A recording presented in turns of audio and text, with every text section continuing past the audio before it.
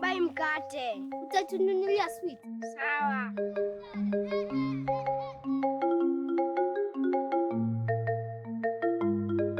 Nani amekuzia mkate? Ni Kenyash. Umetoa biswiti? Amenipea. Hebu tuende kwake saa hii. Ni kama amefunga. Ati ni kama amefunga. Twende tukafungue hiyo duka yake. Kenyash, nini mkate gani unauzia mtoto wangu?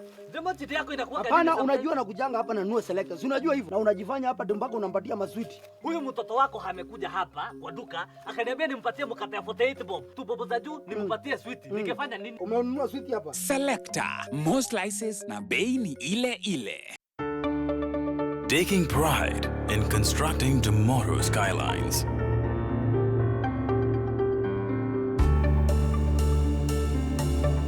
Adding strength to Kenya's landmarks. Presenting the power for specialized constructions. Cementing the nation's future. Simba Cement, the strength and pride of Kenya. Now also produced in Nakuru and Mombasa. Runner Auction Drive. Runner Auto Selection Limited, importers of selected motor vehicles, introduces 100 newly imported cars on auction. Visit our Kisumu, Eldoret and Nairobi branches and drive away with a brand new motor vehicle at the lowest prices. 27th February, Kisumu. 28th February, Eldoret. 29th February, Nairobi. We shall also be having auctions in Kisumu every Thursday starting from 20th February. For more inquiries, call or WhatsApp 0701 777 779. Runner Auto Selection. Your choice, your success. Rashes again? Kiss Kids diapers. Kiss Kids, no rashes. Kiss Kids, no rashes. Bye-bye rashes. Buy diapers. Choose Kiss Kids. At Safaricom Foundation, we believe that people's dreams have the power to uplift their communities. And this is why we are committed to investing in programs that focus on health, education, and economic empowerment. Through Ndoto Zetu, last year, we met one such dreamer, Dr. Michael Kazungu, who believed that improving some of the facilities at Blue Nile Hospital would increase the levels of access to healthcare for the residents of Mkoroshoni in Kilifi County. Tulikuwa kama wanakijiji tunapata shida sana. Kwa bahati nzuri tulipo apply basi tulitunukiwa zawadi kubwa sana. Mashini ya kupima damu inaitwa Fulmogram machine pamoja na kile kitanda. Wengi ambao wanakuja sasa hivi wanapata huduma nzuri kwa bei nafuu sana. Ndoto zetu, uwezo wetu. Mavuno Fertilizers, a soil and crop specific fertilizer in Kenya, helps improve food security by improving crop yields through application of scientifically researched nutrition-based fertilizers. More than 500,000 farmers in Kenya can have easy access at affordable packs of 1 kg to 50 kg across major agro-dealers. Farmers who have used Mavuno Fertilizers have realized 30% more yield. Please feed your crop and soil with the best fertilizers for future prosperity. Call us today and learn how Mavuno Fertilizers is helping in increasing food production in Africa. Africana City is taking challenges you face and turning them into opportunities. It's about pushing yourself. It's about trying to improve lives. For our families, our communities, for yourself and the people around you, for this generation, and for all that follows. At APSA, we believe in working with you to find a way to get things done. And now we have a chance to create opportunities for the heroes of tomorrow.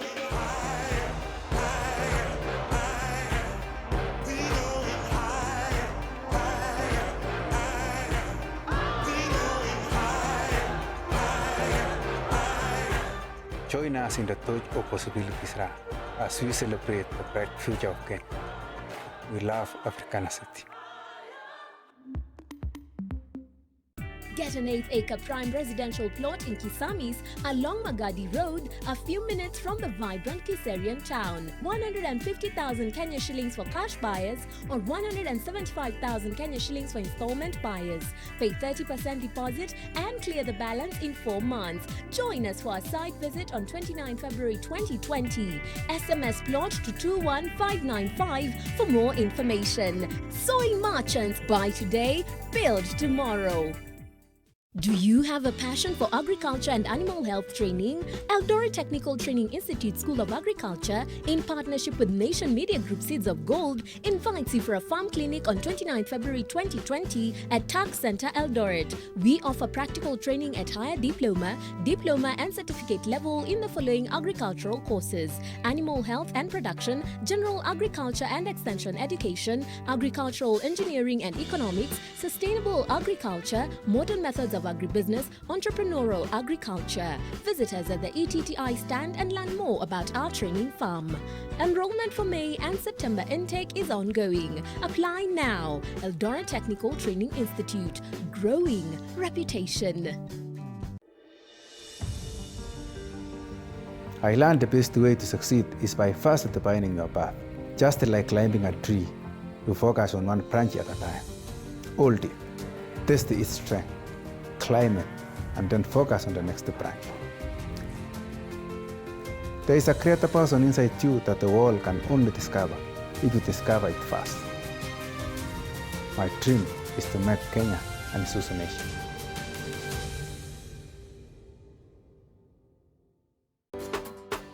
Welcome to Good Life, where we are all about you. And when we say you, we mean all of you, including the little ones. We're all about ensuring you feel better and healthier, so you enjoy every moment with the ones closest to you. A smile on your face is what we're about. That's why you'll always be welcome back to Good Life pharmacies across Kenya with the same smile on every visit. Good Life. We're all about you.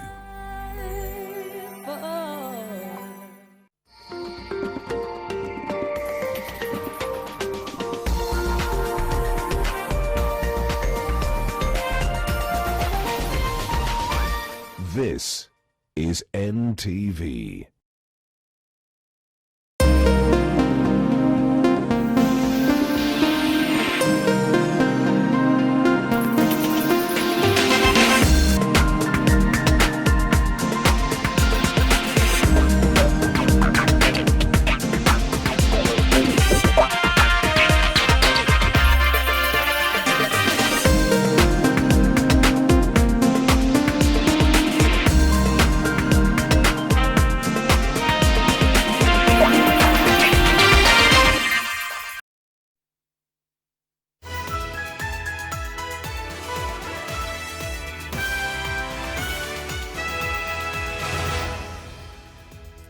It's the 20th day of February, the year 2020. Good evening and welcome to this broadcast. And we shall be having a lot going on from the county of Kiambu this weekend. And we're specifically in Thika at the Amboseli Institute of Hospitality and Technology. Indeed, the Utogoria edition round 2 here in Kiambu County. And of course, at the Amboseli Institute, we have students from here who will be showcasing for us some of the food stuff that they've prepared for us. Of course, the hospitality services that they are trained for. And of course, we'll be joining them in just a moment to give us a glimpse.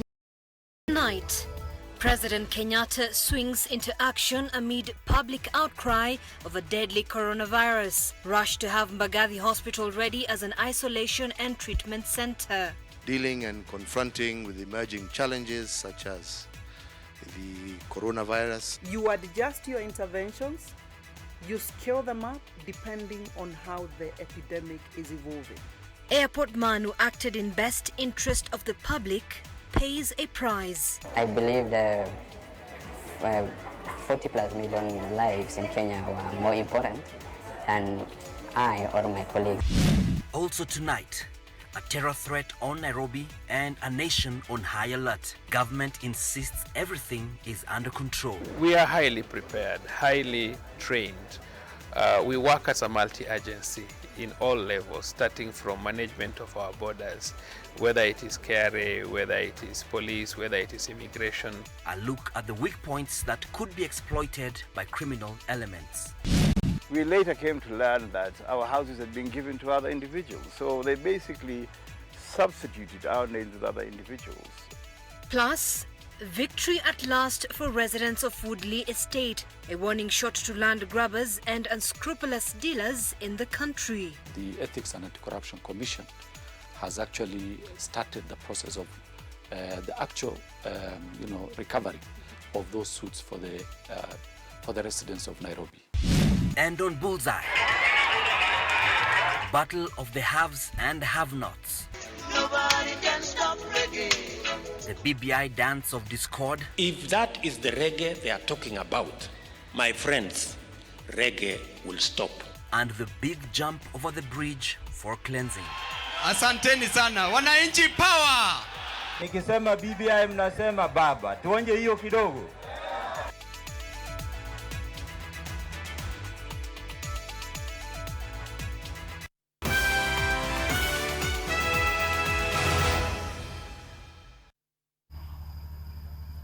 All right, thank you so much for joining us on this live broadcast. Our sign language interpreter this evening is David Agondo. And even as we begin from this county of Kiambu, I only know that I am one of the daughters of Mumbi, and Dan Mwangi has refused to give me a name at this point. We'd probably like you to give a suggestion of a name for Zainab. Myself, I'm good. I'm Mwagiwa Joroge. All right, Mwagiwa Joroge. As that continues, well, we'll be taking a look at some of the stories making headlines nationally fast.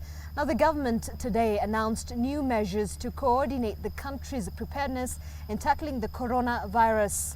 The man who leaked the video of the Southern Airlines airplane landing at the Jomo Kenyatta International Airport from China is in trouble. Now, Kenya Airways has suspended the whistleblower from working pending investigations. Helen Aura has this story.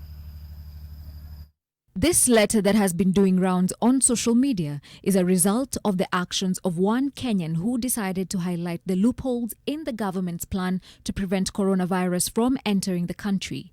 His life has suddenly changed. I believe my life is in danger. Reason being is that my actions or my commission of whatever they purported as a crime in their place has apparently caused a diplomatic tension between China and Kenya, and I think I'm a victim or a sacrifice for that. Why did he actually share the video?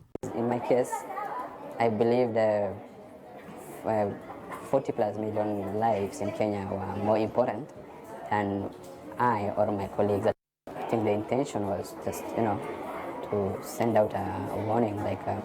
This thing is real and there's no action on ground, and we are at risk because after work, definitely where do you go? Back to your community. After NTV aired a special report on the lack of preparedness at the Jomo Kenyatta International Airport, many Kenyans condemned the decision of Kenya Airways to suspend him. The letter stated, and I quote, "Following a report of video recording of China's Southern Airline aircraft at the Jomo Kenyatta International Airport and a circulation of the video clip widely on social media on the 26th of February 2020 and your alleged involvement in the matter, it has been decided that you be suspended from duty with effect from 27th February 2020 in accordance with provision of Clause 16.5 of the HR Policy Manual. This is to pave way for further investigation into the matter." In suspending the whistleblower, Kenya Airways has also instructed him to be available for questioning. Nobody from the management, nobody informed us that this flight is coming. Maybe even if it is just a quick preparation for maybe the handling protocol for the health situation. At least we could have prepared ourselves for that. During a media briefing today, the CS for Health, Mutahi Kagwe, was asked about the suspension of the whistleblower. I would like to believe that is not why, and they have got their own reasons and their own politics. But I'm not there, and I can't speak for them. Helen Aura, NTV. Tonight, Kenya joins the rest of the world in scaling up measures to ensure the country is fully prepared for any eventuality revolving around the new coronavirus. Well, President Uhuru Kenyatta has issued an executive order that, among other things, creates a National Emergency Response Committee on the coronavirus, which will be headed by the incoming Cabinet Secretary in charge of Health, Mutahi Kagwe. Now, at the same time, several stakeholders and senior politicians have added their voice to the call for a more responsible government, as Ken Mijungu now reports. Kenya is on high alert today after NTV revealed that we could be sitting ducks in the fight against the coronavirus. State House has spoken and set the tone for tackling the global emergency. The president issued an executive order which spells measures that will be taken to ensure the country continues to remain free of the coronavirus infections. And I expect you to use your full skill and knowledge to help us achieve this particular objective, while at the same time dealing and confronting with emerging challenges such as the coronavirus. The committee will have 22 members, chaired by Mutahi Kagwe, the incoming CS Health, the Ministries of Transport, Defense, ICT, Interior, Treasury and Foreign Affairs, and the government spokesperson have all been incorporated. They will, among other things, coordinate Kenya's preparedness, prevention and response to the threat of the coronavirus and enhance surveillance at all ports and points of entry into the country. For us, the main focus is, do we have the capacity to secure Kenyan lives, irrespective of whether there is a court order or no court order? While their mandate remains broad, the committee has been given authority to incorporate any person who may be necessary to assist in the discharge of their obligations. What it takes over is a build-up of interventions that have been happening in the last close to 2 months. You adjust your interventions, you scale them up depending on how the epidemic is evolving. The outgoing and incoming cabinet secretaries held this press conference at the back of public outrage over the landing of a Chinese plane with more than 200 passengers on board. The Ministry of Health says all measures are now in place and that Kenya is safe as at now. Level 5 hospitals across the country and Mbagathi Hospital will be made ready. The president ordered that they be prepared in the shortest time possible. We are not doing this because we have patients right now. We are doing this as preparation for anything that can happen. The Law Society of Kenya successfully convinced the courts to suspend all flights between Kenya and China. Justice James Makau gave the orders in public interest, even as 2 doctors also filed a case right here in Nairobi seeking to block people from China and other coronavirus hotspots from entering the country. At the same time, NARC Kenya leader Martha Karua attacked the government for potentially exposing Kenyans to the coronavirus. Karua asked the state to shut Kenya's airspace and suspend all flights from China to curb the spread of the deadly coronavirus into the country. The government advisory for the 239 passengers who jetted into the country to self-quarantine for 14 days is laughable. In a press statement, ANC party leader Musalia Mudavadi told the government to stop being ridiculous, thus inciting panic and exposing them to risks. At the same time, Nigeria becomes the 3rd African country after Algeria and Egypt to confirm a coronavirus case after an infected Italian citizen flew in from Milan to Lagos. Ken Mijungu, NTV. Well, barely 24 hours after the National Police Service issued an alert of a possible terror attack within Nairobi, questions are now being raised over the level of preparedness within government. Many are particularly concerned about the potential weak points within the system, such as the unruly border riders who have been used by criminal elements in the past. But as NTV's Silas Apollo reports, the government insists that it is in control of the sector, even though not much has changed. On Thursday, the National Police Service and the United States Embassy issued an alert on a planned terror attack in the capital, targeting a major hotel with a high influx of foreigners and locals. Security agencies now say they have put in place measures to avert the threat. We are highly prepared, highly trained. We work as a multi-agency in all levels, starting from management of our borders, whether it is KRA, whether it is police, whether it is immigration. But even as the government assures Kenyans of safety, many are now concerned about the weak points within the system that could easily open up avenues for terror suspects. Border riders have often been used by criminal elements for drop-off and pick-up, and the lawlessness with which they operate poses a greater risk. In certain parts of the country, it operates like a mafia. Someone is involved in an accident, hits a border, and they all come and burn the car. We want to give those 60 days to make sure that what needs to be done is done. Already we have appointed the chairman of that task force. 2 years since the government issued this promise, things have remained the same. Now police say the honors of taming the industry lies with the public. It is us, the citizens, encouraging them. It is us giving them business. You cannot come and say, we remove them because we cannot be everywhere. And you find that at the Globe Cinema roundabout, there are people waiting for them. You go behind university here, there are people waiting for them. But Owino's prescription might only make matters worse, as the industry employs many young people who would be out of business if they ceased operations. Past reports have linked the lawlessness of the borders to a laxity by the police to clamp down on them. But it is the security threat posed by the rogue ones within the sector that remains a huge concern. Silas Apollo, NTV. The High Court has ruled.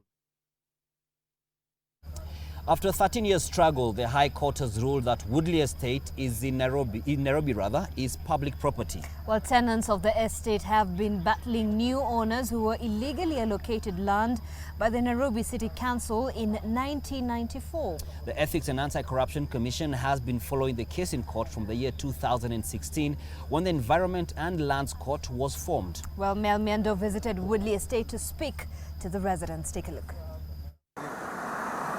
The calm surrounding Nairobi's Woodley Estate betrays its volatile past.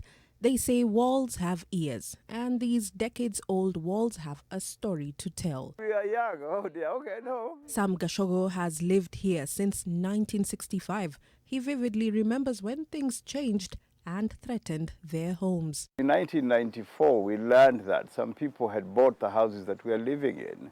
We reported this matter to the then Kenya Anti-Corruption Commission. I think in 1999, we wrote to them and told them what was going on. The then town clerk, Zifora Wandera, told us to apply, and we did make applications which were sent to her office. She told us to apply to buy these houses.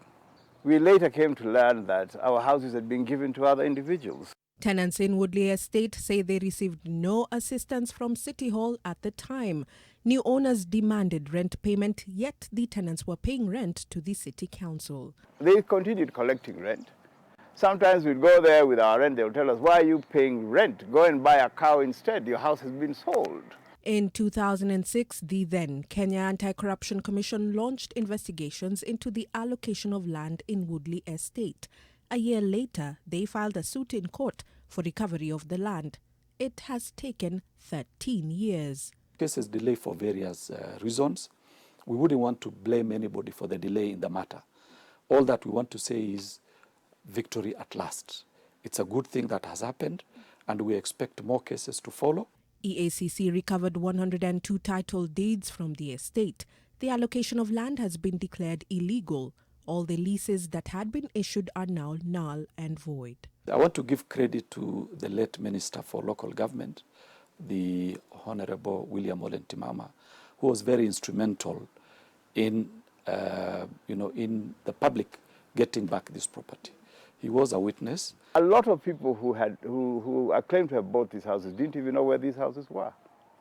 They said they didn't even know that they had a house, because there was somebody in City Hall just writing up allocation letters with their names. Names of big people, high-ranking officials in the government, the judiciary, and so forth.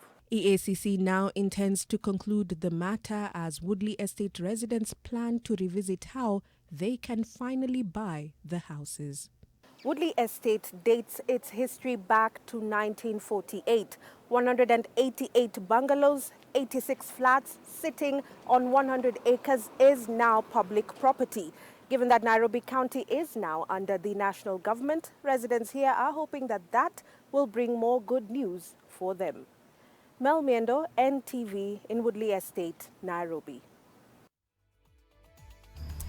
At this point, we take our first break on NTV Weekend Edition on this first day of the Otogoria edition, where we are going to be having a lot of stories and insights about the county of Kiambu. And like we said, we're coming to you live from the Amboseli Institute of Hospitality and Technology. Stay tuned.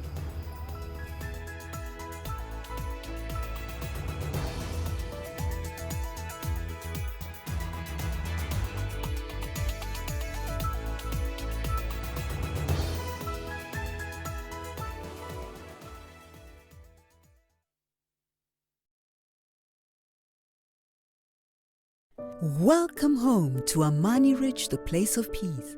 Your own urban sanctuary. A lifestyle waiting for you just 20 kilometers from the CBD. A place to unwind and get your health and fitness goals attained. A secure place for your family. A place for your children to have fun. A place to enjoy a sundowner. Success just doesn't happen. You have to make it happen. Make the impossible possible. Invest in Amani Ridge, the place of peace. Luxury you can afford. Call us today on 0790 300 300 or visit www.optivan.co.ke.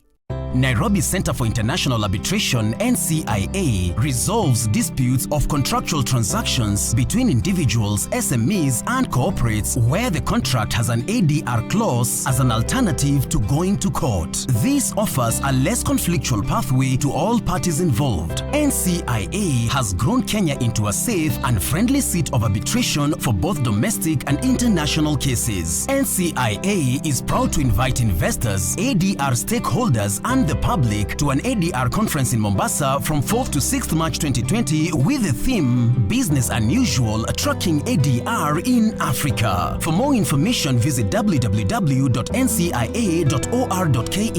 Dettol's main objective is to help children protect themselves from diseases. Do you know how we get illnesses like diarrhea, cough, and cold? No! They are spread through germs on your hands. Your hands collect germs that causes diseases. You pick up germs from any surface, like when you don't wash your hands after going to the toilet, while playing. And then you can get sick because of germs. That's why you need to fight germs to stay healthy by washing your hands regularly with Dettol soap that gives the best germ protection ever against many illness-causing germs. Wash, wash, wash your hands. What you have to do is bath, bath, bath yourself. Dettol soap every day. Wash, wash, wash your hands. Who wants to answer? Mary? Mary has a toothache. Oh, I see. And who knows why? Because her tooth is too big. No, it might be a hole in her tooth called a cavity. That's why I brush twice a day using Colgate. Imagine this is your tooth and these are food acids that cause cavities. Colgate with calcium and fluoride helps prevent cavities For maximum cavity protection. and now available in a 12-gram sachet for fresh breath. Only 15 shillings. With Libana M-Pesa, you get more, and now you can win. My name is Edward Opio Oluoch from Siaya County. I am a teacher by profession. I am a winner of a house today. Received the call. I felt so happy. My option is to rent it out. Maybe one day work will bring me to Nairobi and I will live here. The promotion is still on. You can still win. The grand finale is yet to come and you can be a winner. Libana M-Pesa and win now. Do more with Libana M-Pesa. Prepare yourself for a new live bet experience. Top minute, boosted live bet odds. Mozart, make a decision. Saturday tutakuwa tunawapatia mashup, yani buda tunaleta reggae ndani ya Teen Republic, so you better stay tuned. Itakuwa ni noma sana mazeju, ndakuwa pale na DJ Bash. The roughest and the toughest DJ Mo atakuwa in the mix with Kenya's #1 party DJ Bash. Show itakuwa wagwan, so make sure you tune in because when the music hits you, you feel no pain. Like, you know, we always give you the dopest vibes, and this week we have something special for you. Exactly, man. Teen Republic and Germ down mashes up to bring you a very special reggae edition. Join me every Saturday on Nation FM toka saa moja hadi saa 4. Reggae meets hip hop right here on NTV. I'll see you. Nobody can stop reggae. 150,000 Kenya shillings for cash buyers or 175,000 Kenya shillings for installment buyers. Join us for our site visit on 29 February 2020. SMS plot to 21595 for more information.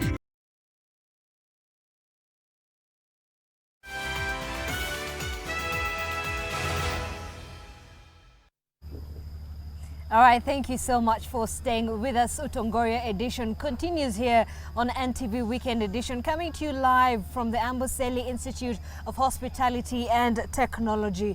Now, the 2019 National Population Census results place Ruiru as the fourth most populous urban center in the country after Nairobi, Mombasa and Nakuru. With a population of about 500,000 people, the town and its environs is quickly turning into an industrial hub and therefore attracting hundreds of thousands in search of employment.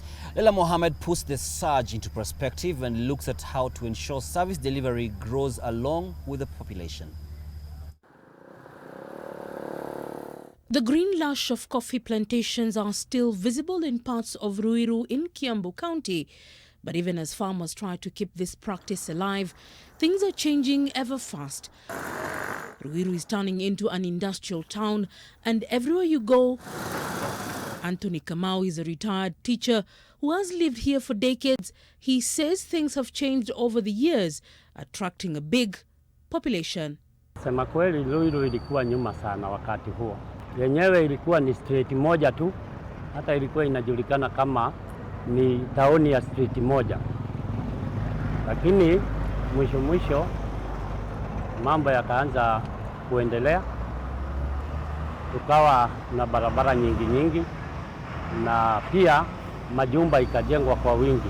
More than 4 decades ago, when Mzee Kamuna was starting out life as a young teacher here in Ruiru, sisal, coffee and sugarcane played a big part in the agro-economic activities of the people living here. In 2009, there were 209,000 people living in this constituency. But in 2019, there are about 409,000 people, and this place is basically turning out to become a concrete jungle. We had ample land where they could do industry after uprooting coffee, sisal and sugarcane. And the types of, we have about 60 active industries here in Ruiru with an employment capacity of about 90,000. The sound of rumbling machines and billows from the industrial parks here, a sign that Ruiru and Kiambu at large is becoming an economic hub. But agriculture hasn't lost its place here. Over 5% of revenues in the entire country come from Kiambu County. If 50% is coming from Ruiru, from Kiambu, 5% is coming from Kiambu, it means 2.5% of Kenya revenue comes from Ruiru. The surge in population in what is now Kenya's fourth most populous urban area has stretched basic social amenities such as schools and medical centers. Because now many people are coming, we are through on making load, we are through on expanding our hospital. Like the hospital we have here, our hospital doesn't have even a single ward for male. And yet, that kids are born every day, but we don't have even a ward for them. We don't have an incubator. Kingara and Kamuna, born and bred in Kiambu, believe that Ruiru plays a huge part in contributing to the national gross domestic product and therefore needs more attention from government to improve the quality of life here. Leila Mohammed, NTV, Ruiru in Kiambu County. Now, many of the times when leaders say they know what the people want and what their needs are, and especially in these BBI times, but in our signature style, we chose to go down to the ground and speak to the people themselves, because they say kwa ground, kuna vumbi na matope. Indeed, and of course we spoke to some of the residents across this great county, and this is some of their views. Gavana tushughulikia mambo ya manyumba, houses, zijengwe zingine. nyumba hapa ni bei kali. Sasa watu hawaishi vizuri juu nyumba ni expe. Sasa mtu vile anaishi na yani kazi yake iko chini, sasa hawezi kujisimamia kulipa nyumba. Biashara zimeenda chini. Sababu gani? Barabara hakuna. Hiyo ni issue moja. Hatuna mabarabara. Pesa zimetengwa, tunatoa ushuru, lakini hatuoni mama wenyewe wanaingia wanakula hizo pesa. Ya pili ni upande wa maji, usafi. Hatuna usafi. Then there's a lot of unemployment in Thika. There are many people who are moving up and down, and we hear that youth are the future of this nation, yet they are the ones who are doing pickpocketing. The prices of food are very high, and it is making the residents of Kiambu town just go almost on their knees to have food on the table. Najua vijana wamekuwa neglected sana kwa mtaa. So gava ikiweza kama na solution yenye inaweza boost vijana, at least si ati wakama up na initiatives zenye zinaweza boost vijana in terms of projects. Gava itushughulikie mambo ya drainage na mabarabara. Juu barabara kama kutoka huko Kiganjo zingine haziko poa. Zimelijengwa vibaya, sasa zinatoa effect. Ukitoka huko unakuta gari inalipisha expensive. Elizabeth Mombi. Kuna process ilikuwa inaenda mbele na huyo government mwingine wa Itito. Hii mambo ya plot ya mataito, lakini haikuisha. Ningeomba tu atusaidie hiyo process imalizike, ili tujue kama tunapewa title na tujue kama hiyo process ilikuwa ya ukweli ama ilikuwa ya uongo. Kwa jina yangu naitwa James Nganga Jenga. Hospitali zetu hazina madawa. Serikali hospitali za umma hazina madawa. Unaenda unapata kwamba kwa pharmacy unaambiwa uende kwa chemist ununue dawa. So unapata wako na paracetamol peke yake na pengine condoms. Lakini hakuna madawa hizi. Kwa majina mimi ni Jogona. Hapa ni choo ya umma. Hakuna choo ya umma hapo, inakuwa ni tisho kubwa kwa hii area ya Boroti. Asante. Maduka, kuna mahoteli, lakini choo ya umma hakuna. Hata moja hakuna. Kwa area hii yote hakuna choo ya umma. We have high expectations from the county government because we have road problem in our area. The road from our place is in a pathetic situation. Ningetaka kusema tuna mengi sana tunayo tumaini hapa Kiambu County, na tumeona kazi nyingi zilikuwa zimekwama katika county. Kama moja ya stage imeanza kufanyika, na tuna uhakika kwa wakazi wa Kiambu County tuko na matarajio makubwa sana hadi kwa soko yetu ile tumeambiwa itakuwa inajengwa. We are hoping so much that we want to see what the county government will do for us. Usalama hapa Kiambu County fairly poor. Kwa hivyo ningetaka huyu gavana wetu tuko naye, gavana Nyolo, atulete security msuli. Tusiwe tukienda na wasiwasi. The views of the people of Kiambu. Yes, and I think national government, county government, we have done some homework for you. Indeed. Well, away from that and onto some politics now. Leaders from Mount Kenya region gathered in Meru today to find a common voice regarding the Building Bridges initiative, but the political choir of leaders from the 11 counties in the region are struggling to hit the right note. See, some still feel BBI is about blocking a William Ruto presidency, while others question the presence of ODM leader Raila Odinga at the Mount Kenya Delegates meeting. NTV senior political reporter Kennedy Murevi is in Meru and has been listening to the tune of the Mount Kenya voices.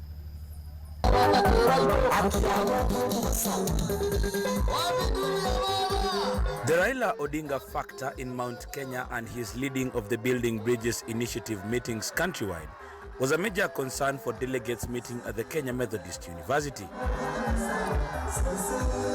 To some, he was an intruder.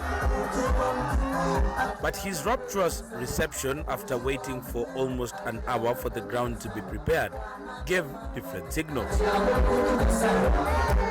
Before his arrival, politicians allied to DP William Ruto, led by Meru Senator Mithika Lentore, were given the first opportunity to speak. They set the scene for a hostile reception for Raila by working up the crowd chanting praises for DP Ruto. When we say we are bringing Kenya together in a process that William Ruto has been kept out, I think we are dividing this country. So mimi nitaomba kwa heshima nyingi wazee, mwende mwambie rais, we respect the right honorable prime minister, ni rafiki yetu. Na leo tumeomba asiingie kwa hii mkutano because this is a Mount Kenya meeting.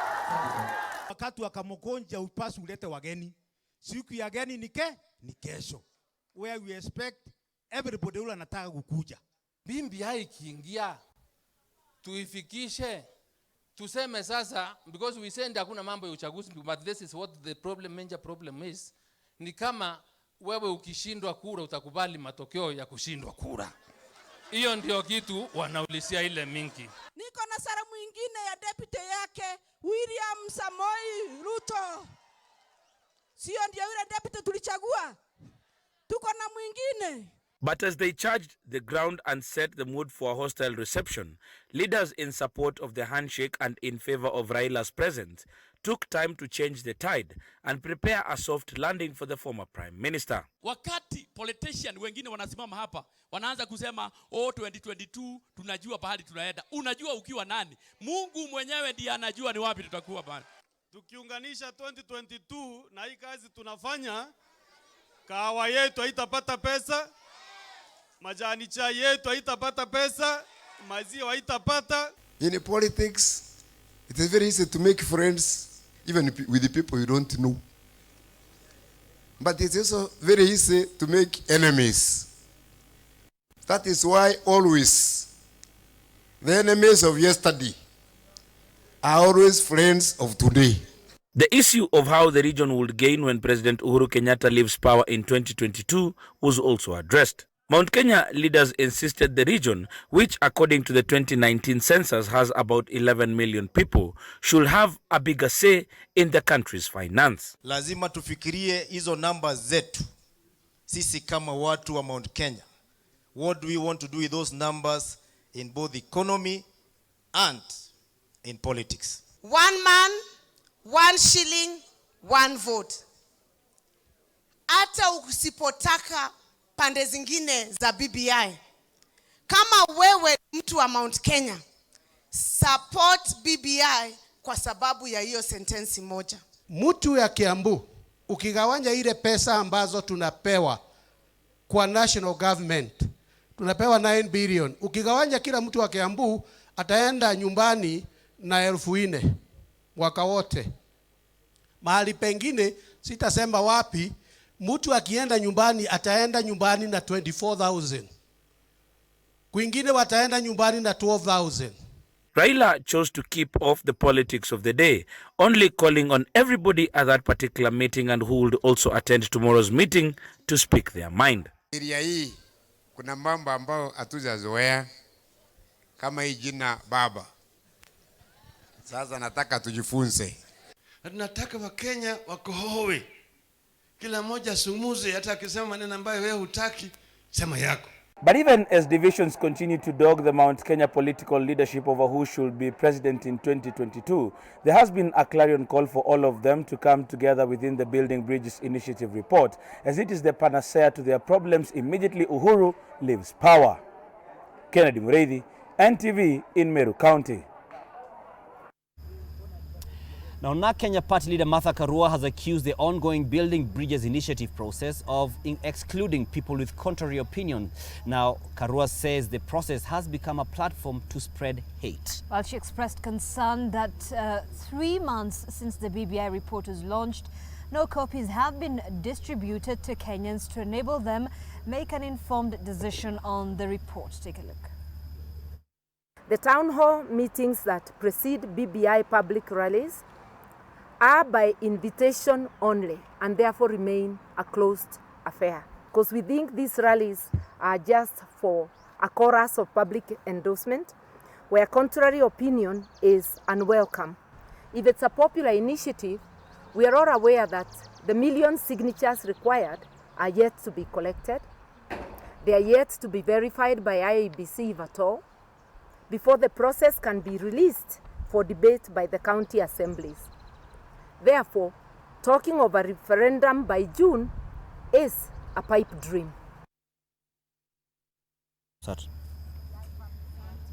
A 4-year-old boy has been abandoned by his father at a hospital in Kabarnet for suffering from a blood illness. Well, thankfully, the child is being taken care of at the hospital for now.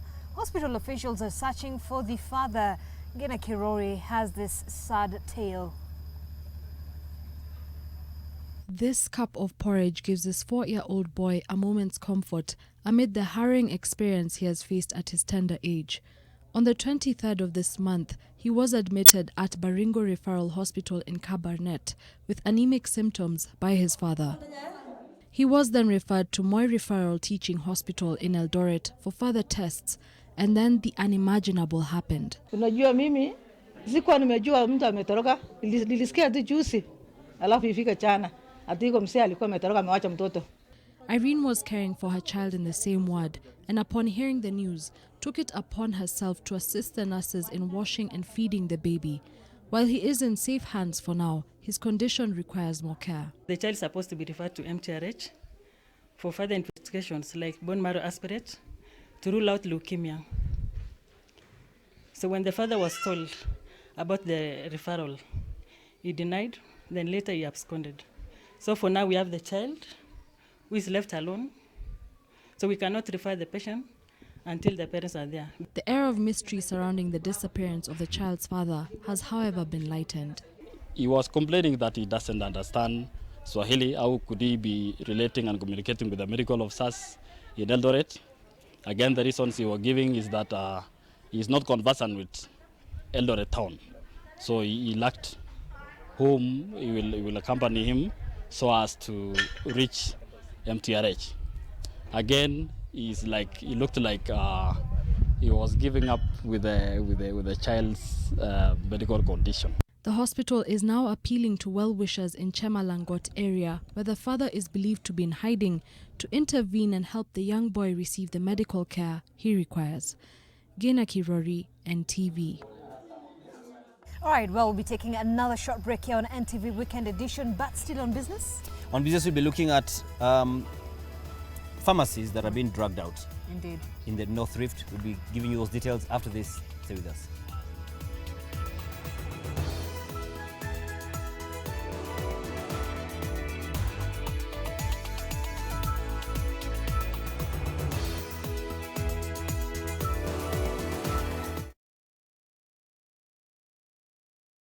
Mombasa Port Sacco is an award-winning registered deposit-taking sacco offering financial solutions to its members ranging from long-term development loans, agricultural and business loans, Chama loans and numerous savings products with high returns. Mombasa Port Sacco is open to all. Join the award-winning sacco today and realize your dream. Do you have a passion for agriculture and animal health training? Eldoret Technical Training Institute School of Agriculture, in partnership with Nation Media Group Seeds of Gold, invites you for a farm clinic on 29 February 2020 at TAC Center, Eldoret. We offer practical training at higher diploma and certificate level in the following agricultural courses: animal health and production, general agriculture and extension education, agricultural engineering and economics, sustainable agriculture, modern methods of agribusiness, entrepreneurial agriculture. Visit us at the ETTI stand and learn more about our training farm. Enrollment for May and September intake is ongoing. Apply now. Eldoret Technical Training Institute. Growing reputation. Your multi-bet is on its way to hit the bullseye. Oh, you lose one match, but only in Mozart. Mozart Refund, lose one game, get your cash back. Make a decision. Terms and conditions apply. Sensitivity is a short, sharp pain that people experience when they have something hot or cold getting to the nerve of the tooth, causing that discomfort. If the sensitivity is left alone, it may get worse. Dentists recommend Sensodyne to their patients. It's able to get inside the tooth and calm the nerve of the tooth down. And the proof's in the results. It works.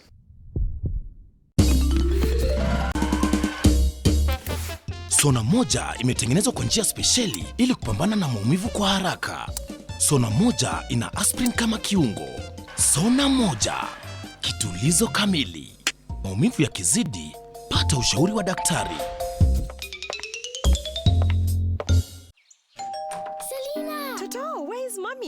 toilet day. What? Oh.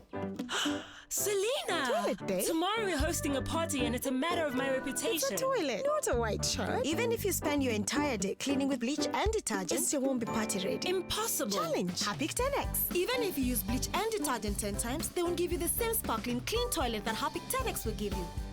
Wow! Harpic 10X. Harpic, Kenya's #1 toilet cleaner. To the out-of-framers, the turtleneckers, the fringe growers, you don't need to hide anymore. Try Dettol Even Tone. It cleans and helps to reduce the appearance of blemishes caused by oil, dirt, and germs, giving your skin a healthy feel. Join the millions that have switched to Dettol Even Tone, now also in pomegranate fragrance, a healthier skin for an even better you. Brought to you by the Kenya Consortium of Medical and Health Professionals. Dettol, be 100% sure.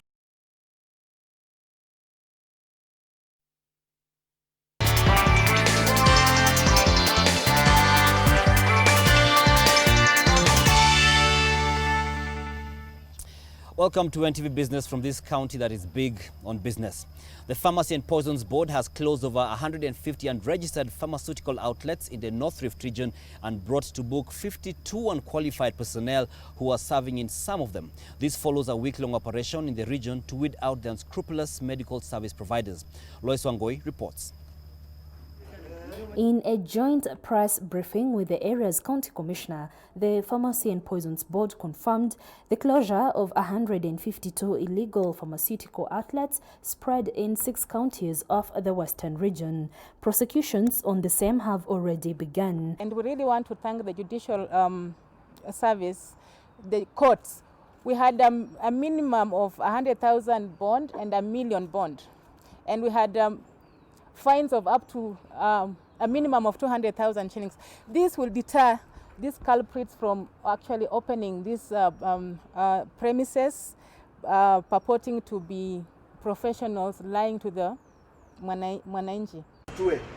Among the malpractices noted by PPB in this region are non-compliance to set standards, professionals hiring out their licenses to unqualified personnel, and chemists trading in products that are offered free of charge in government hospitals. And that means that there are people working in county governments who are stealing products from the government, county governments, and selling them as private products. And that is a criminal offense. The details of the non-compliant outlets will be handed over to the Ministry of Interior and Coordination of National Government for enforcement of closure through the regional security officers in charge. Tumefanya mapping kuhakikisha katika mandate yao sehemu gani ambazo tuko na chemists ama hospitali ambao wamefungua tu bandia nyuma ya maduka ambao hazina licenses. The Pharmacy and Poisons Board has scaled up its quest to weed out illegal pharmaceutical outlets in different parts of the country, which pose a health hazard to members of the public, and is promising to extend such operations to other regions. Lois Wangoi, NTV Business in the county of Uasin Gishu. The cost of living rose in February to the highest level since April 2019, signaling the further belt-tightening measures that Kenyans will be required to embrace next month. Data from the Kenya Bureau of Statistics shows that the cost of living rose to 6.37% in February, driven by increased food prices. The month has been marked by a sharp increase in the prices of tomatoes in particular. Going forward, Kenyans will be hoping that the effects of the coronavirus on global supply chains will not cause an increase in the prices of foods locally, given that Kenya imports heavily from China.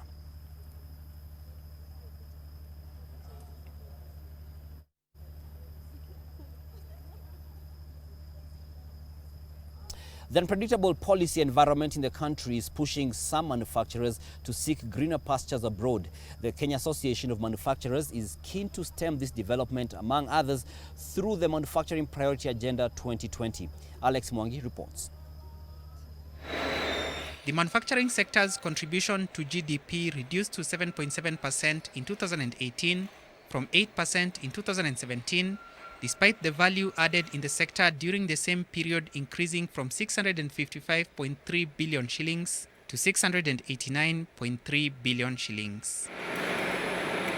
Such statistics point to the need for a concerted effort to inject accelerated growth into the sector. Currently, 99.6% of credit to the private sector is from private banks. But for SMEs and for export-led growth, you do need the government sometimes to come in and provide affordable finance or work with the banks to ensure that finance is affordable. Produced every year since 2013, the Manufacturing Priority Agenda highlights action plans to address the challenges hampering growth in the manufacturing sector. This year's agenda is premised on 5 key action areas. They are competitiveness and level playing field for manufacturers in Kenya, enhanced market access, pro-industry policy and institutional framework, government-driven SMEs development, and industrial sustainability and resilience. Although some progress was made last year in promoting manufacturing through initiatives such as the scaled-up fight against counterfeits, there were other challenges that expanded in scope, namely the increased cost of doing business and an unpredictable policy environment. Many manufacturers are opting to leave the country for better alternatives in the region. The biggest pain points being an unpredictable environment and increasingly unplanned taxation. A trader who's moving goods from Nairobi, by the time they get to Kisumu, their profit is wiped out because they are paying tariffs in Nairobi, Nakuru, Kericho. By the time you get to Kisumu, you have no profit because you have paid fees everywhere. Progress on enacting legislation to create a better environment for doing business continues, but at a glacial pace. These include amendment to the Business Registration Service Act, which actually is with us at the moment, the Companies Act, the Insolvency Act, and the Special Economic Zones Act. To keep tabs on the implementation of the 5 key pillars of the Manufacturing Priority Agenda, CAM will have subsequent meetings with ministers whose dockets the pillars touch on, through the National Development Implementation and Communication Cabinet Committee. Alex Mwangi, NTV. Key shareholder of Kenya Airways has injected 5 billion shillings into the troubled national flag carrier in the form of a commercial loan. The funding is to enable Kenya Airways finance its general working capital requirements as well as complete the scheduled engine overhaul program in its E190 Embraer fleet. KQ's chairman Michael Joseph has disclosed the loan facility from the government, which comes at a time of transition as the airline just recently appointed a new group chief executive officer. Now the airline is also in discussions with the government on the possibility of collaborating with other stakeholders in the Kenyan aviation industry, talks which might lead to restructuring of the operations and the corporate structure of KQ.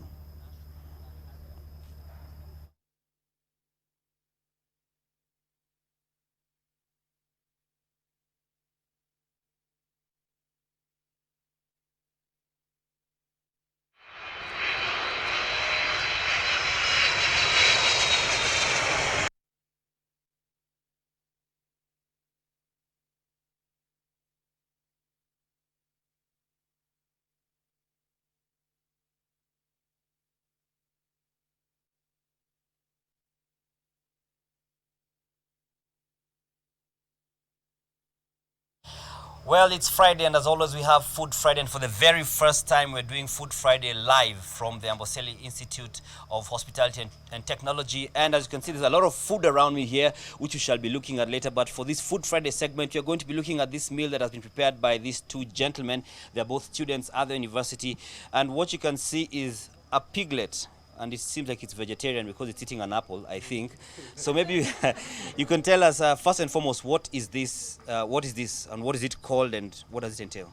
So this is a roast suckling piglet. It's a protein, so yeah. Okay, and how do you make it? What does it have so that you can still maintain the shape of the piglet? How do you do that? So since it's very young, after it comes from the house slaughter, it's thrown in a freezer. Then using a cloth, you wipe off the fur. After that, you marinate the pig and stuff it with pork lumps. Then straight into the oven. Okay, good. And so I'll just come to the next gentleman here, and this is a lot of protein, but I see you've tried to balance it out. Is there a name for this whole meal, or how do you go about it? Yeah, there's a name to all this, what you see here. Every meal has to be well balanced, whether it's protein has to go with some veggies, as you can see, and some starch. As you can see on the other side, we have some potatoes, and then a little bit of garnish so that the meal can be sumptuous. Okay, and finally, there are some people who may not eat pork, for instance, and they may want to have the same kind of meal. Is it possible to have a similar kind of meal but with a different animal? Yeah, it is possible to have a different kind of meal. You can have either chicken or duck, or you can also have a lamb over there, as my friend has it. Or the same kind of preparation? Yeah, or the same kind of preparations and same kind of setup. And so how will you cut it? Will you just utatoboa shimo kwa tumbo? No, we cannot. You utakata kidogo tu, utaona.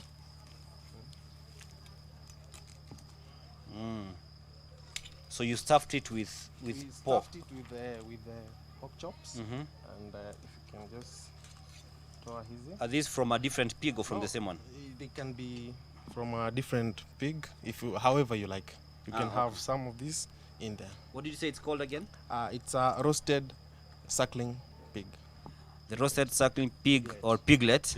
Piglet has been our Food Friday for tonight, and we shall be enjoying it later on without you. We take a short break on NTV Weekend Edition on this Friday, this first day of the county edition. We'll be back after this with Bullseye, and we'll be having a lot of dancing in regards to the politics and more. Emmanuel Juma will not disappoint. Stay tuned.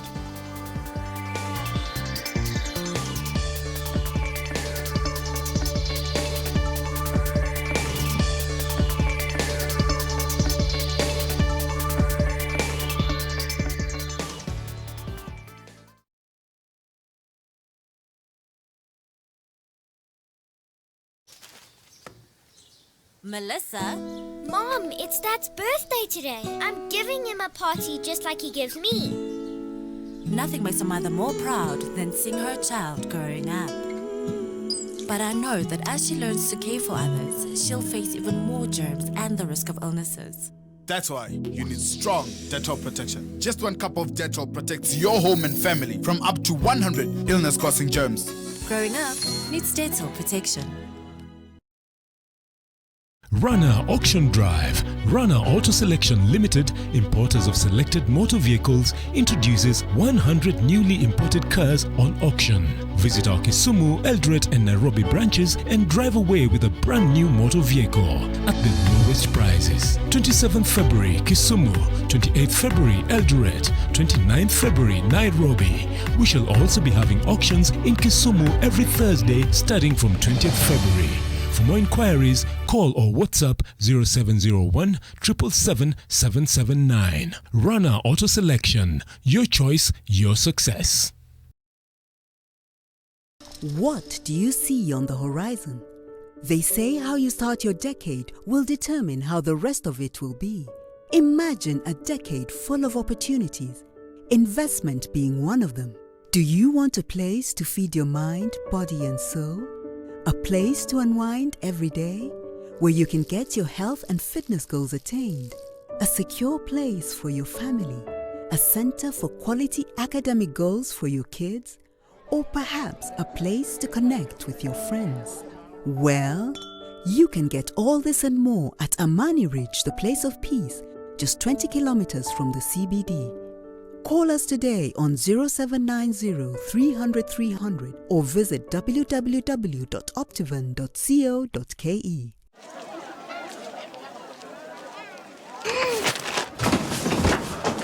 Do your gums hurt? Yeah. Does your toothpaste contain sage, eucalyptus, Meru, chamomile? All that in one toothpaste? Yes, try Colgate Herbal. Colgate Herbal contains nature's best herbs and Colgate's fluoride technology to give you strong teeth and healthy gums. Ah, Colgate Herbal. Let's go. Colgate Herbal for strong teeth and healthy gums naturally. Fit Me Foundation from Maybelline, New York. Fits your unique tone and texture. Blurs pores, stops shine. For your most natural matte.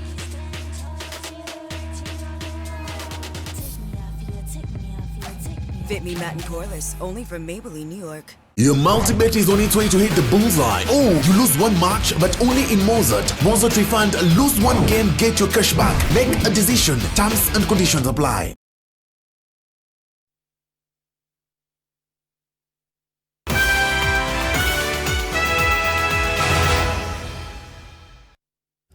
All right, thank you so much for watching NTV Weekend Edition Utongoria edition continues.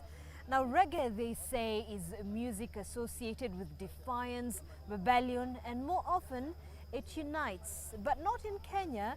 The music has been playing on political platforms, and this very act is threatening to break bridges. It's all about whose music attracts the largest number of dancers, and as Emmanuel Juma now reports on Bullseye, determining who wins the dance contest could require VAR technology.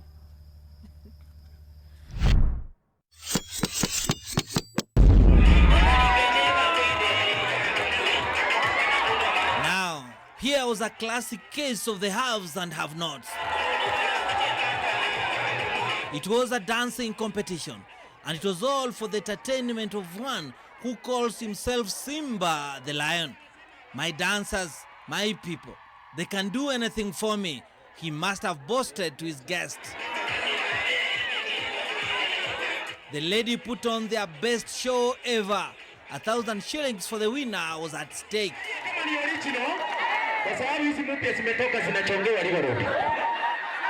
Then the winner was announced.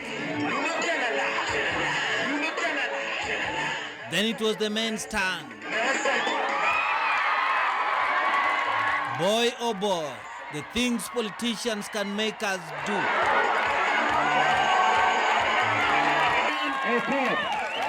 And woe unto you if you fail to clap when they expect you to. Wewe mama, simama upige wewe peke yako upige makofi wewe. Simama. Simama. Simama upige. Naona kila mtu. Mbona upigi? Ask them why they do this and the answer. Mimi ni mwanasiasa. Na mnajua kwamba sisi tunakulanga siasa. And as those not so endowed gyrate away for a politician's pleasure and a shilling, the rich are also crying. It appears all the glitter has slithered away from the Ngiritas' lives, and now they have problems. Wamekataka kufungua hiyo account. So mtoto hata hawezi ongea Kijerumani. Mtoto anaongea nini? Kikuyu na Kiswahili ama Kizungu. Not being able to speak German is a problem. Wow. And the other big problem? Sasa nitatoka hapa na huyu mtoto naelekea na matatu nyumbani. At least you can afford a matatu.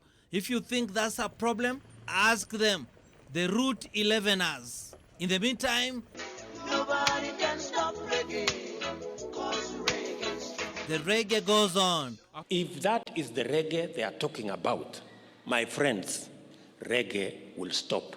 But why would anybody want to stop the music? If there is something that has dented the image of BBI, it's a conversation that divides the country between kabila hii na kabila hile. Tutakuja Eldoret. A process that is supposed to be about uniting this country is taking a very clearly partisan approach. Is being built as a campaign team for some people. Mpaka Wakenya wapewe nafasi ya kusema. Wakahoe watoe makamasi yote. Thank God for BBI. At least an opportunity to self-cleanse has come. Nikisema BBI mnasema baba. Tuonje hiyo kidogo. An opportunity to eat with kings after a moment of twa-twa, in the literal sense, has presented itself as well. Asanteni sana. Wananchi power! Things do change indeed.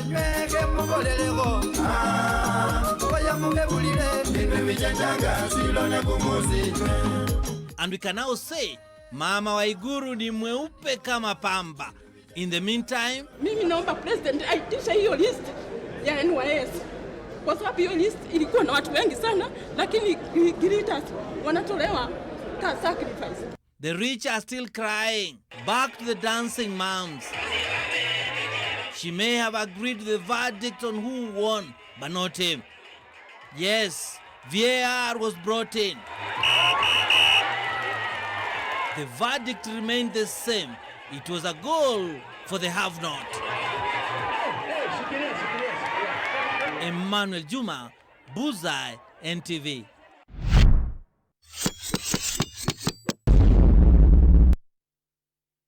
Nobody can stop reggae. Do you have a singing career under your sleeve? Might be. Well, Zainab Ismail with her reggae tunes takes us on a break right now. We'll be having Brian Otwal bringing the sports to us, and while he's bringing mchezo, we will not be chasing at the table where the food is. But stay tuned for sports.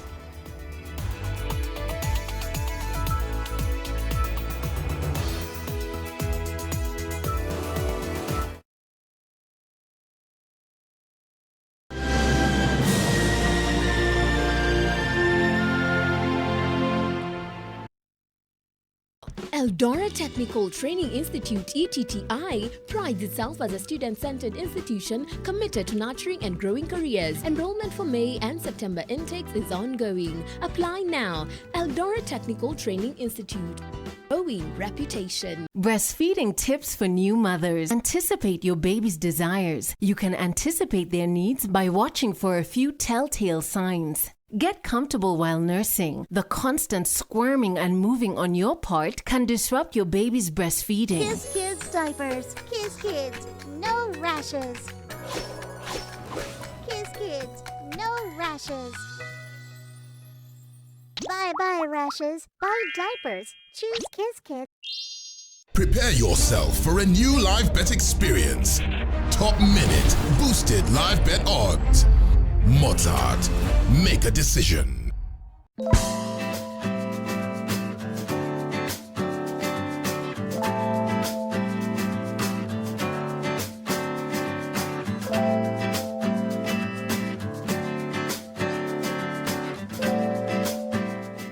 So we feel forever be real. Together stay free whatever ends. No, we can't stop. We wanna taste the feeling. Nothing can ever bring us down. Taste the feeling.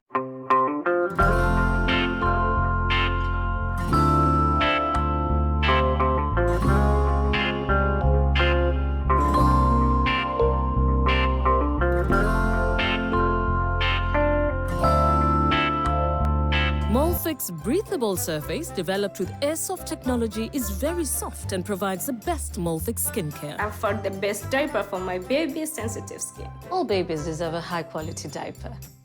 You should also try Molfix.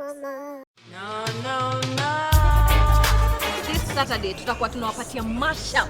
Yani Buda tunaleta reggae ndani ya Teen Republic. So you better stay tuned. Itakuwa ni noma sana mazeju, nitakuwa pale na DJ Bash. The roughest and the toughest DJ Mo atakuwa in the mix with Kenya's #1 party DJ Bash. Show itakuwa wagwan, so make sure you tune in because when the music hits you, you feel no pain. Like, you know, we always give you the dopest vibes, and this week we have something special for you.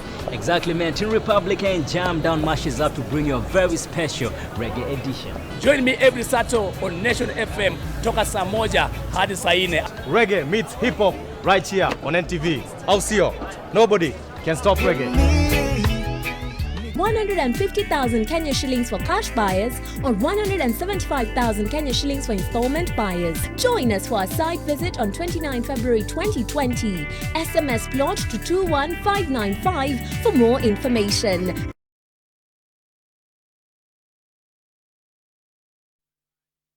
NTV Sport in association with Mozart Bet. SMS NTV to 29990. Let's have a look at the day's sports news. Welcome, my name is Brian Otwal, and we start up from Senegal, where Commonwealth Games bronze medalist Christine Ongare will be hoping to win the remaining slot in the women's flyweight and book a slot to the boxing Tokyo Olympic Games. Ongare will take on Uganda's Catherine Nanziri in the box-off tonight in the do-or-die battle for bronze and a chance to Tokyo.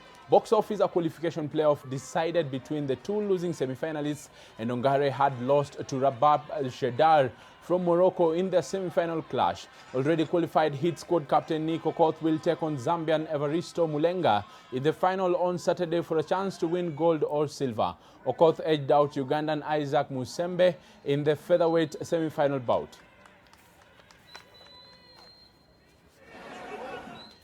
It's out of my hands. That's the message from double Olympic champion and world record holder David Rudisha as he aims to make a return to the top of the world athletics. However, a debilitating hip injury means that there is no definite return to the track, as Sean Kadavilis reports.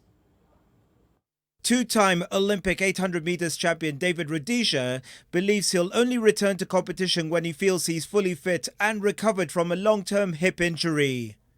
Rudisha has been unable to replicate his old form since reclaiming his Olympic title at Rio, Brazil in 2016. I'm happy now that I'm back into training, and I'm just making my progress step by step, and I don't want to push too fast because I don't want to get some setbacks again. Injuries, a major car accident along with personal issues that included the death of his father and the breakdown of his marriage have prevented any hopes of a successful comeback over the last 3 years. There's that kind of inflammation, and there's some fluid in the tendon, and therefore it's taking long to recover, as you know. Very little blood flows through the tendons. Rudisha had a golden 5 years between 2011 and 2016 in the 800 meters, first winning gold at the Daegu World Championships in 2011, before that magical summer in 2012, where he won gold at the London Olympics and set the yet-to-be-broken world record of 1 minute 40.90 seconds. He would then go on to retain his world title in 2015 in Beijing before winning Olympic gold once again in Rio. It's frustrating, but you just have to encourage yourself in one way or the other, because this is not the first time I got this kind of an injury, and I believe that with time I'm gonna make it. Rudisha revealed this during the launch of the ABSA Torch of Possibilities that will aim to raise 45 million shillings for the education sector. The event also had world marathon record holder Eliud Kipchoge, four-time Boston Marathon champion Catherine Dereba, former 800 meters world champion Janek Chepkoskei, former steeplechase Olympic bronze medalist Paul Kipsiele Koech, and AK President Jackson Tuwei involved. Sean Carter-Villis, NTV.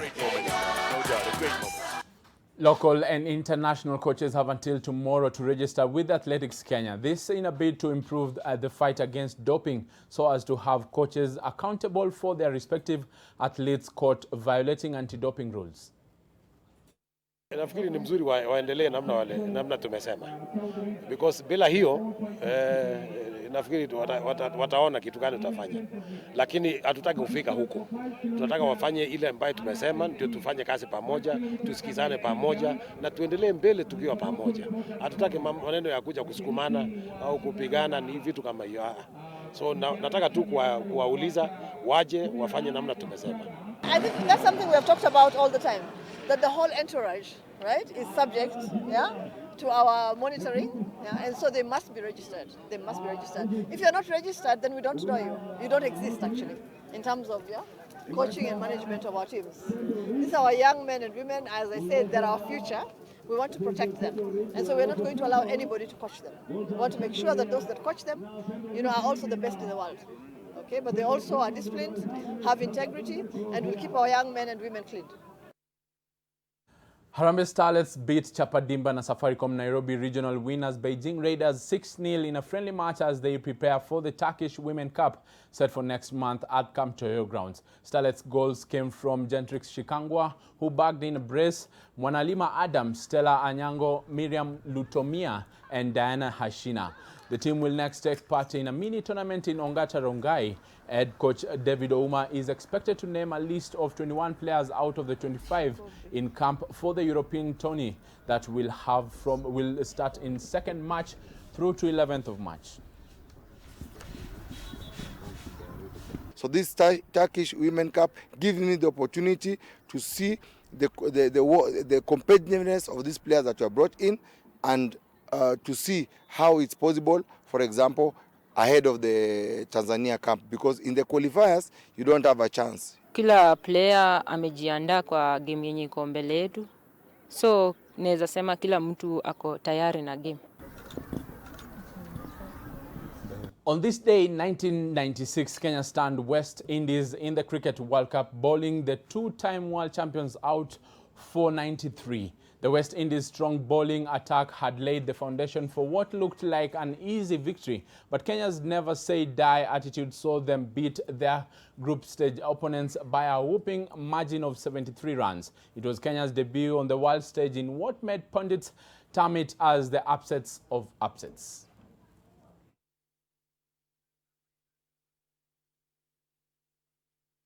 In that upsets of upsets note, we end our sports. But tomorrow, starting 2 p.m. to 4 p.m., we have Top Sport, talking much more in sports right here, starting at 2 p.m. And later, we'll be having our subsequent bulletins. But for now, have a lovely night. My name is Brian Otwal. NTV Sport, in association with MozartBet. SMS NTV to 29990. Mozart Refund, lose one game, get your cash back. Make a decision. Terms and conditions apply.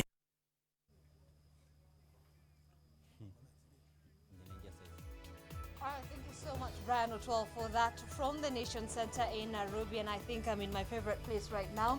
Utongoria edition day 1 ends on a high, or rather on a full stomach. And right now, there's an assortment of pastry here, and of course I'm going to give one of the student chefs here to give us just a very quick glimpse of really what we have prepared for us today here. Maybe just start with your name. I'm Joseph Masharia. I'm in charge of the pastry section today. Today we have decided to do a variety of pastries. Starting here, we have the donuts, we have the Berlin donut, we have the normal donut, that is the desiccated donuts. Then we have the cake. We have done different cakes in it. Here we have done the Kenyan flag with the cakes, and here we have done the Danish pastry for that. Yeah. So everything here, you've made it here. Yeah. All right. Thank you so much. And as we move forward, oh, sorry about that. As we move forward, we can see roast chicken here. And what does it have? Okay, it is a cold platter. It consists of garden salad and beef brown and pork, that is ham. Yeah. And roast chicken. All right, roast chicken there. Thank you so much. Also, very quickly, some magic here. Maybe just show us something, chef. Okay. Here, roast chicken. Right.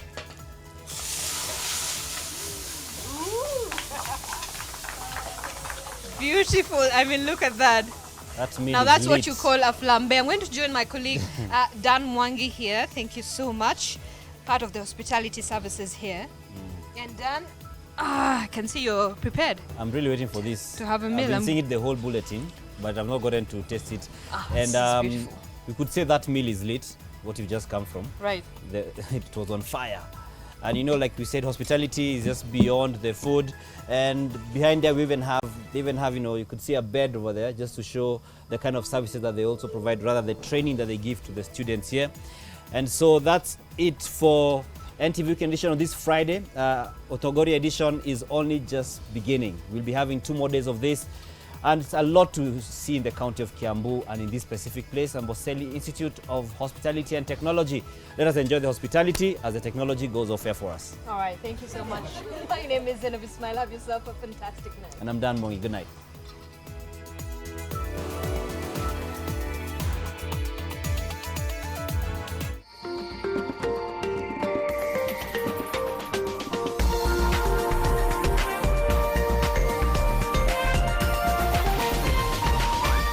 This is NTV.